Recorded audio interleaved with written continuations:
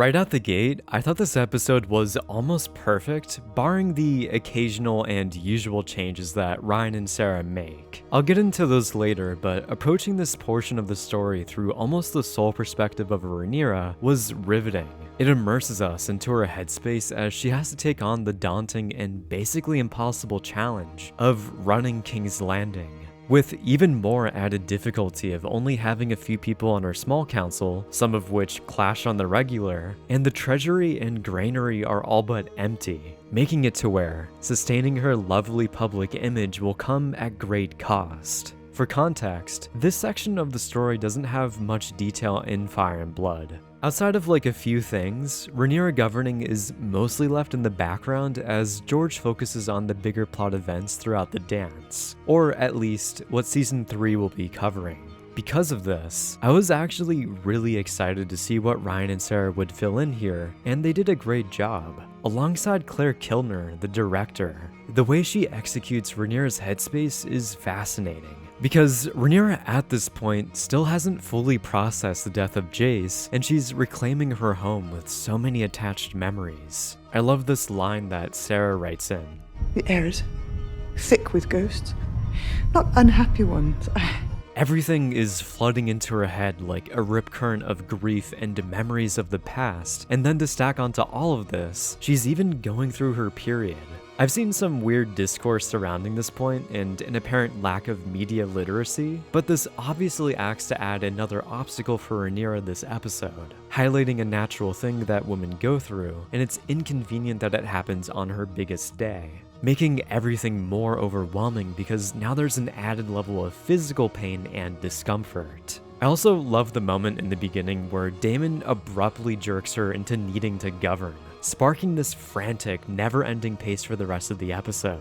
Which, talking about this general pace and tone, this is what really electrifies and animates the episode. The constant unnerving and slightly off-kilter violins, and the way the episode is shot is either primarily moving with Rhaenyra, or is showcasing unsettling close-ups of her. Claire Kilner went over that they had to rethink the way they went about shooting this episode. It had to stay entirely within Rhaenyra's perspective to retain this energy. I banned any over-the-shoulder shots of another character to Rhaenyra because she would never be able to see that. The blocking is constantly on the move. Each in-between scene adds even more tension onto Rhaenyra, where the simple course of walking from one room to another, she's being swarmed with concerns, some of which she genuinely doesn't know how to deal with at this moment. This constant flow makes the episode feel very short, and something that really annoys me is people saying that nothing happens this episode. Like, no, so much happens. This is Rhaenyra's biggest day, showing the turmoil and flawed decision-making is integral.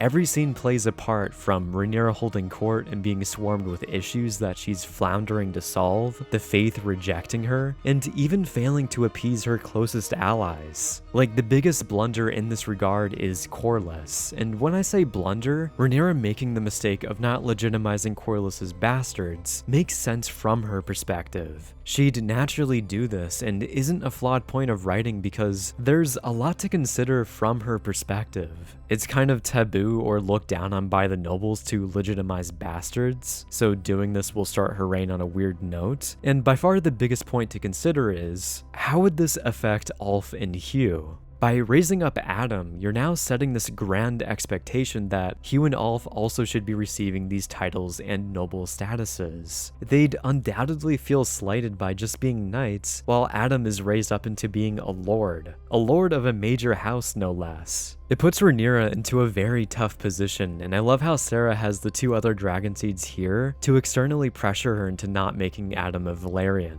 Then, while on the subject, Corlys' confrontation with Rhaenyra is probably my favorite scene from this episode. It's very heartbreaking seeing a character be so committed to Rhaenyra's cause, sacrificing so much, to then be denied a simple and rather small request. Along with this also interestingly highlighting Rhaenyra's hypocrisy. She's treating her own bastards as being legitimate, like Joffrey is on his way back, and Corlys even had to stomach Lucerys being his heir. It's very insulting, and of course, given everything that's happening in the further context of the other dragon seeds, Rhaenyra unfortunately denies Corlys. How this will impact upcoming events will be fascinating.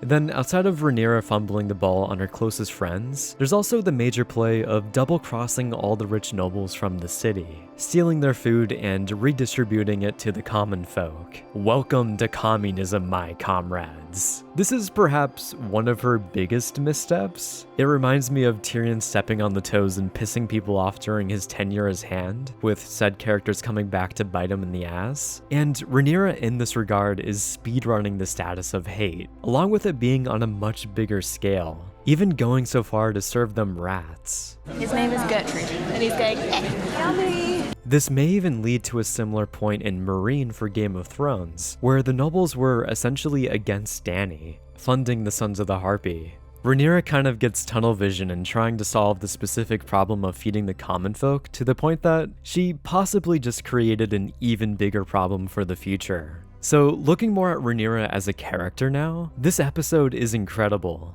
Leading up to this point, I thought she was very scrubbed down of having any flaws and always had to be morally right. So, seeing her in this position where her mental state is off and she's making regular natural mistakes makes her a more compelling character. She's not just shaking off the death of her son, and she's still deeply impacted by Jace, and it's having resounding consequences. The way Sarah executes this portion of the story perfectly emphasizes everything that needs to be focused on. However, I think other portions are still notably flawed, but before going into those grievances, I think Sarah is also really good at writing Daemon. She's responsible for writing his climactic confrontation with Rhaenyra in Season 2, Episode 2, and another standout scene this episode was heavily contrasting Daemon and Rhaenyra's view of what Targaryens should be. Daemon thinks they should be gods, possessing immeasurable power, while Rhaenyra is grounded by her father, viewing this power as a deadly weapon that, when using it, has dire ramifications. Trying to discover and unlock the golden path of finding a way without using dragons to conquer cities and decimate armies. Honestly, this context of Rhaenyra learning from Viserys kind of paints a clearer picture as to why she's been so apprehensive in the past. Which this isn't really defending Season 2, but at least this scene partially explains her character better.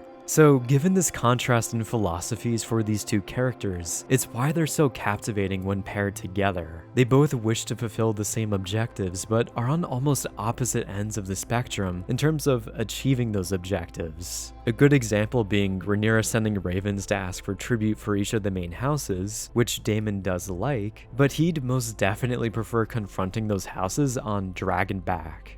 One other major mistake in this regard is Rhaenyra's constraint in not obliterating Ormond Hightower's host. Daemon briefly mentions that he wished he could have gone scorched earth on them, but Rhaenyra's insistence of compassion is already showing to be a great weakness. And then the consequence of this is them handing over a fake Darren and seizing Tumbleton.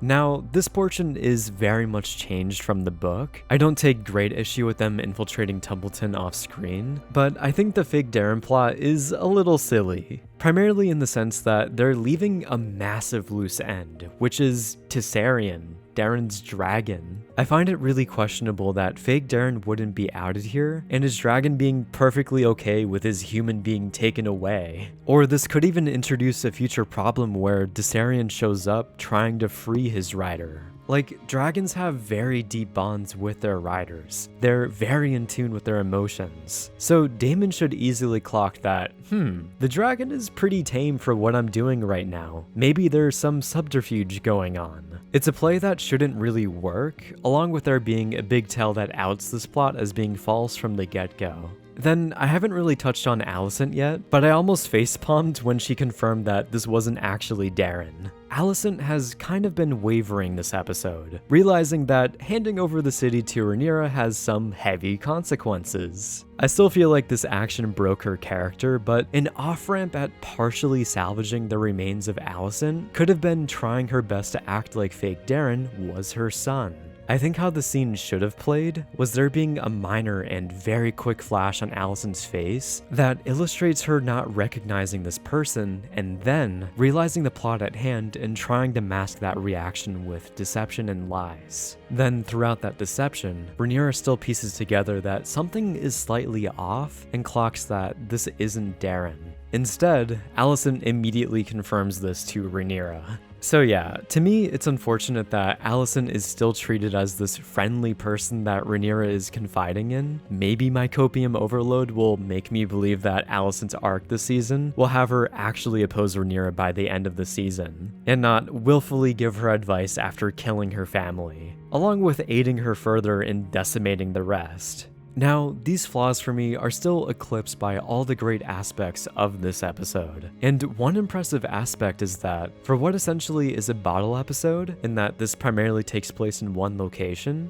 this is excellent. Having a strong, consistent, and thoroughly engaging drive for over 40 minutes. There may not be action, but the level of built-up tension exacts a much bigger toll on the viewer. You're grounded within a headspace that is constantly in a state of drowning. This is a part of the essence of what makes Game of Thrones and House of the Dragon so compelling, the character conflict and not the flashy action. Although there definitely is a segment of the fan base that probably just watches the show for the action, I think this is kind of evidenced by the fact that this episode has gone down to an 8.5 and could go even lower by the time I post this video, which is a bit unfortunate because I think the quality is getting better if anything. I know people are labeling this as the beginning of season 3 and how this should be the premiere, but the way the episode is structured and written makes this a great third episode, carrying the momentum of episode 2 in a very organic and crazy way. If this was the season opener, then the episode would undoubtedly be less effective because we'd have to cut around to other plotlines and touch base with everyone, thus giving the viewers a break, when that's very much not the intention behind this episode. We're deeply tied to Rhaenyra, and the creators want us to feel what she's going through every step of the way. So yeah, it's been surprising how season 3 has been redeeming House of the Dragon, and I'm genuinely excited for upcoming episodes when I really wasn't coming into the season. Thanks for watching, and my Letterboxd, Discord, and Patreon links are in the description. Thanks to my incredible top patron, Logan Farmer.